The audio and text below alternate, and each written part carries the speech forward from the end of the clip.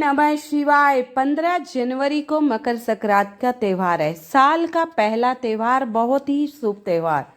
हिंदू धर्म में मकर संक्रांति का खास महत्व माना गया है। इस दिन किए जाने वाला गंगा स्नान अत्यंत फलदायी होता है। मान्यता यह भी है कि मकर संक्रांति के दिन विधि विधान के साथ अगर कुछ खास उपाय किए जाएं तो व्यक्ति के जीवन में सकारात्मक लाभों की प्राप्ति होती है। नौकरी में तरक्की और धन वृद्धि सहित घर परिवार में खुशहाली आती है। मकर संक्रांति के दिन सूर्य आराधना पूजन का विशेष महत्व है। इस दिन गंगा स्नान, सूर्य देव को अर्घ्य, भोग दान और खिचड़ी का विशेष महत्व है। इस दिन कुछ उपाय खास किए जाते हैं, जैसे नंबर 1 पे हमें गंगा स्नान, पवित्र स्नान करना चाहिए। मकर संक्रांति के दिन गंगा स्नान का बहुत बड़ा महत्व माना गया है। इससे व्यक्ति को पापों से मुक्ति मिलती है और व्यक्ति के जीवन में पवित्रता और निर्मलता आती है। यह स्नान गंगा, यमुना, नर्मदा किसी भी नदी में किया जा सकता है। अगर आप यहाँ ना जा पाए तो घर पर कुछ बूंदे गंगा जल की डालकर आप स्नान कर सकते हैं। इससे भी आपको बहुत लाभ मिलेगा। नंबर 2 पर है सूर्य आराधना। मैं वीडियो के अंत तक आपको 14 दीपक कहाँ कहाँ प्रज्वलित करने हैं इसके बारे में अवश्य बताऊंगी। पहले आप सूर्य आराधना का अर्घ।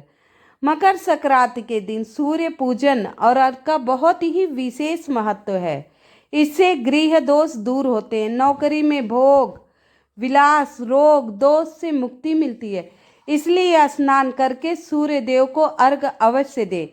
अर्घ में लाल चंदन, लाल फूल, गुड़ और तिल अवश्य ले, खास तौर पे काला तिल। इससे सूर्य देव प्रसन्न होते हैं, आप पर कृपा दृष्टि बनाए रखेंगे। काला तिल भगवान विष्णु के पसीने से उत्पन्न हुआ था। काला तिल हर देवी देवताओं को अत्यंत प्रिय है, इसलिए हवन पूजा पाठ में काला तिल अवश्य उपयोग में लिया जाता है। आध्यात्मिक और वैज्ञानिक दोनों रूप से हवन में विशेष महत्व और लाभ है।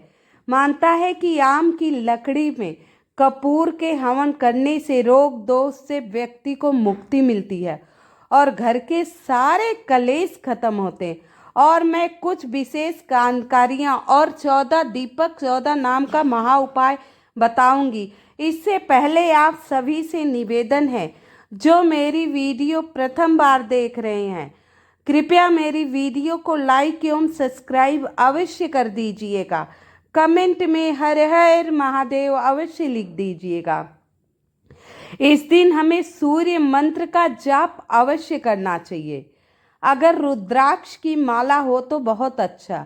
अगर आपके जीवन में सुख, समृद्धि, पदोन्नति, धन, खुशहाली चाहते हैं तो ये उपाय आप अवश्य करिएगा। साल में बहुत ही सुनहरा मौका सिर्फ एक बार आता है, मौका चूकना मत। ये उपाय आपको अवश्य करना है, किसी कीमत पर करना है। खिचड़ी का भोग और दान। मकर संक्रांति के दिन खिचड़ी का त्यौहार भी कहा जाता है।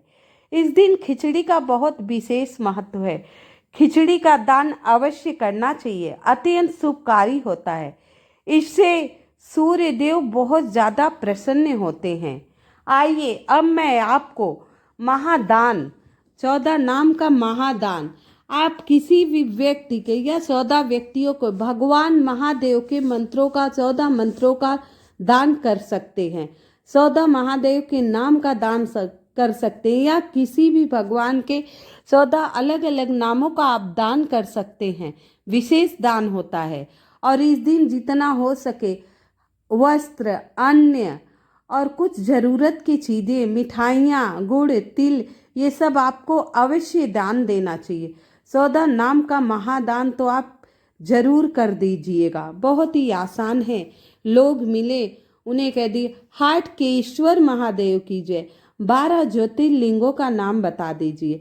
माता के 51 शक्तिपीठ हैं, उसमें 14 शक्तिपीठों का नाम बता दीजिए। माता के मंत्रों का जाप बता दीजिए।